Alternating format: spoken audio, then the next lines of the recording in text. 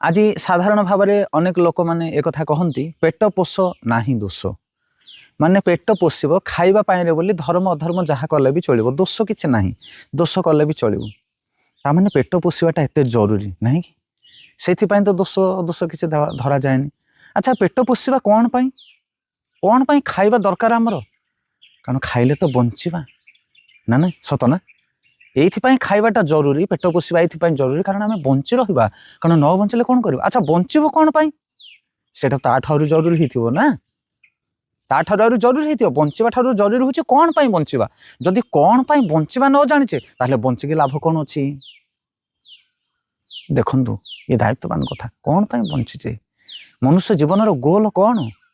प्रतिदिन 2-2-3 टाइम आम भोजन करुचे आउ से भोजन करने अक्लांत परिश्रम करुचे धर्म अधर्म किसी मानुनी अर्थ रोजगार करुचे आउ से अर्थ को नहीं आम भोजन करुचे।